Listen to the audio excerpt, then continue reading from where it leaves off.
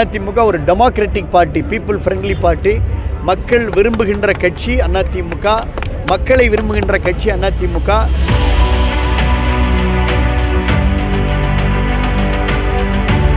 ஆலமரமாக இருக்கக்கூடிய அதிமுகவில் நீங்கள் பல நேரத்தில் பல குருவிகள் அடை காத்திருக்கின்றன, குஞ்சு பொறித்திருக்கின்றன, வெளியேறி இருக்கின்றன. அதை பற்றியெல்லாம் கவலை இல்லை. அதிமுக என்ற ஆலமரம்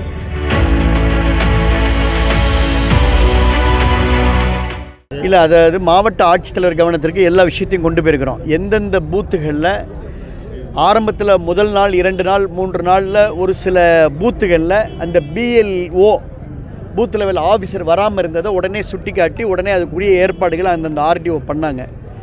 இப்போ முழு வீச்சில் பார்ட் டைம் இல்லாமல் ஃபுல் டைமாக இருந்து எல்லா வாக்காளர் வீட்டுக்கும் போகணும் அப்படின்றத நாங்கள் வலியுறுத்திருக்கிறோம். இப்போ தான் முதற்கட்டமாக போயிட்டுருக்குறாங்க. சில பூத்துகளில் 1000 வாக்காளர் இருக்கிற பூத்தில் 750 பூத் வாக்காளர் அந்த ஃபார்ம் வரைக்கும் கொடுத்தவங்களும் இருக்காங்க.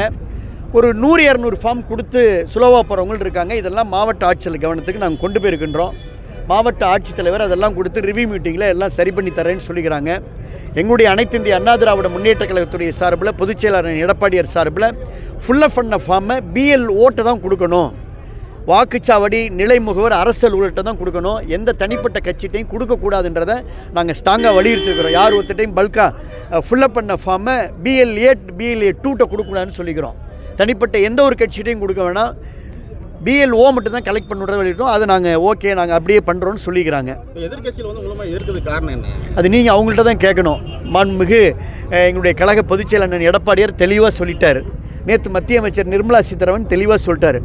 ஒவ்வொரு 20 வருஷத்துக்கு பிறகு ஏற்கனவே காங்கிரஸ் ஆட்சி காலத்திலையும் இல்லை இந்த நம்முடைய பாரதிய ஜனதா ஆட்சி காலமாக இருந்தாலும் சரி, ஒவ்வொரு காலகட்டத்திலும் இந்த தேர்தல் வாக்காளர் சீர்திருத்த பணி என்பது எப்பொழுதுமே நடைபெறக்கூடிய வழக்கமான ஒரு சீர்திருத்த பணி தான். இந்த பணியில் தான் உங்களுக்கே தெரியும், பல இடங்களில் பத்திரிகை நண்பர்களுக்கு தெரியும். இப்போ எங்களுடைய விராலிமலை பூத்தாக இருக்கட்டும், புதுக்கோட்டை ஒரு குடும்பத்தில் இருக்கிறவங்க 2 பூத்தில் இருக்கிறாங்க. கணவன் ஒரு பூத்தில் இருக்கிறார், மனைவி ஒரு பூத்தில் இருக்கிறார். அப்பாவுக்கு வாக்கு இல்லாமல் இருக்குது. இடத்துல இரட்டை வாக்குப்பதிவு இருக்குது. பல இடங்களில் வாக்காளர்கள் பட்டியலில் இருக்கிறாங்க, அவங்களுடைய முகவரியில் போய் செக் பண்ணுறப்ப அவங்க இல்லை. அதனால தான் நாங்கள் எங்களுடைய கேள்வி கேட்குறோம். இரட்டை வாக்குப்பதிவு நீக்கணும்ல, இறந்தவர்களை நீக்கணும்ல, புதிய வாக்காளரை சேர்க்கணும்ல, சீர்திருத்தம் செய்யணும்ல அப்படின்றது தான் எங்களுடைய கோரிக்கை. அதனால் தேர்தல் ஆணையத்தால் இன்றைக்கு கொடுக்கப்பட்டிருக்கிற இந்த சீர்திருத்த பணியை அனைத்து இந்திய அண்ணா திராவிட முன்னேற்ற கழக பொதுச் செயலாளர் அண்ணன் எடப்பாடியை வழிகாட்டுவதோடு முழுமையாக இதை பயன்படுத்தி கொண்டு முழு சீர்திருத்த பணியை வெளிப்படையாக நேர்மையாக செய்ய வேண்டும் என்பதை வலியுறுத்துகிறோம். பணிகள் நடந்துகிட்டு இருக்கு.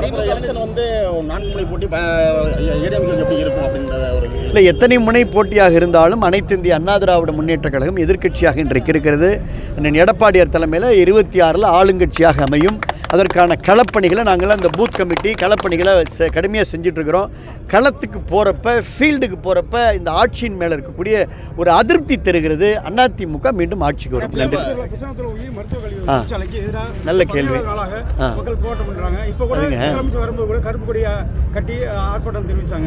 நல்ல கொஸ்டின் கேட்டீங்க.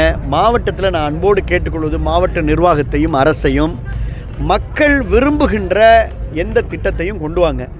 மக்கள் ஏற்காத விரும்பாத எந்த திட்டத்துக்கும் மாவட்ட நிர்வாகம் துணை நிற்கக்கூடாது என்பதை வலியுறுத்துகிறேன். தொடர்ந்து பிசானத்தூரில் போராடிட்டு இருக்காங்க. நான் நேரடியாக அந்த களத்துக்கு சென்று அவர்களுக்கு அதிமுக சார்பில் ஆதரவு தெரிவித்தோம்.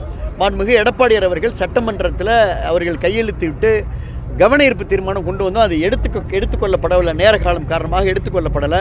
அதனால் அது ஒரு சாதாரண விஷயம். இதெல்லாம் இவ்வளோ நாட்களாக இந்த போராட்டத்தை நீடிக்க வைக்க வேண்டியதில்லை. மிகப்பெரிய ஹைட்ரோ கார்பன் போராட்டம் இங்கே நம்ம நெடுவாசல் நடந்த பொழுது நான் அமைச்சராக இருந்தேன். நேராக ஃபீல்டுக்கு போனேன், அவங்களோட தரையில் உட்காந்து பேசணும், முதலமைச்சர்கிட்ட அழைச்சிட்டு போனோம். நேரடியாக முதலமைச்சர் இந்த ஹைட்ரோ கார்பன் திட்டம் இங்கே புதுக்கோட்டை மாவட்டத்தில் நடக்காதுன்னு உறுதி கொடுத்தாரு. அவங்க உடனே போராட்டத்தை வாபஸ் வாங்கினாங்க.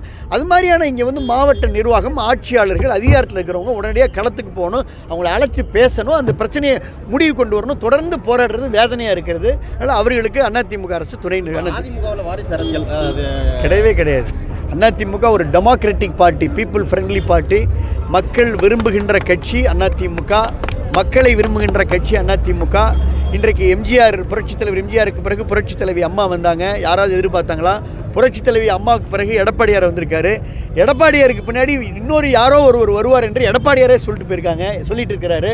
அதனால் இது மிகப்பெரிய ஜனநாயக கட்சி. ஒரு சாமானியர், ஒரு ஒரு ஒரு ஒரு கிளை செயலாளர் இருந்தவர், ஒரு தொண்டராக இருந்தவர். இன்றைக்கு படிப்படியாக உயர்ந்து அதிமுகவுடைய பொதுச் செயலாளராகவும் சட்டமன்ற எதிர்க்கட்சி தலைவராகவும் இருக்கிறாரு. அதனால் இது வந்து அப்பழுக்கற்ற கட்சி, அப்பழுக்கற்ற ஆட்சியை 26 கொடுப்போம். சொல்லியிருக்காரு. இப்போ திமுக மாதிரியே அதிமுக வந்துருக்கு. அதெல்லாம் நான் முடிந்த சம்பவங்கள் விடுங்க. அதிமுக வந்து ஒரு சாகா வரம்பெற்ற கட்சி. அதிமுக ஒரு கற்பக பெட்டகம் போல் இருக்கக்கூடிய கட்சி. அதிமுகவுடைய அந்த வேர் என்பது ஆணிவேர் மரக்கிளைகள். இந்த மாபெரும் இந்த ஆலமரமாக இருக்கக்கூடிய அதிமுகவில் நீங்கள் வந்து பல நேரத்தில் பல குருவிகள் வந்து அடை காத்திருக்கின்றன, குஞ்சு பொறித்திருக்கின்றன, வெளியேறி இருக்கின்றன. அதை பற்றியெல்லாம் கவலை இல்லை. அதிமுக என்ற ஆலமரம் நிழல் தரக்கூடிய கற்பகத்தரு மரமாக எல்லா காலத்திலும் உயர்ந்து ஓங்கி பறந்து நிற்கும். அவ்வளோதான் சப்ஜெக்ட். மொத்தமாக சொல்லிட்டேன். ஆட்சியாளர்கிட்ட தான் நீங்கள் கேட்கணும். இல்லை, நான் இதுவும் நல்ல கேள்விதாங்க. நம்ம ஏற்கனவே நான் தொடர்ந்து பல பொதுக்கூட்டங்களில் சொல்லியிருக்கிறேன். இந்த வந்து தேர்தலுக்கு நம்ம வந்து ஆட்சிக்கு வந்த உடனே அனைவருக்கும் உரிமை தொகை என்று சொன்னார்கள். அதில் தகுதி என்று நிர்ணயித்தார்கள். இப்பொழுது அனைவருக்கும் கொடுப்போன்றாங்க. இப்போயாவது கொடுத்தாலும் அந்த மக்களுக்கு திருப்தி. செய்திகளை உடனுக்குடன் தெரிந்து கொள்ள கீழ்கண்ட கேபிள் மற்றும் டிடிஹெச் நெட்வொர்க்குகளில் எம்நாடு செய்தி தொலைக்காட்சியை காணுங்கள். பாதகம் செய்பவரை கண்டால் நாம் பயம் கொள்ளலாகாது பாப்பா. மோதி மிதித்துவிடு பாப்பா, அவர் முகத்தில் உமிழ்ந்துவிடு பாப்பா. அண்மை செய்திகளை உடனுக்குடன் தெரிந்து கொள்ள இணைந்திருங்கள் எம்நாடு தொலைக்காட்சியுடன்.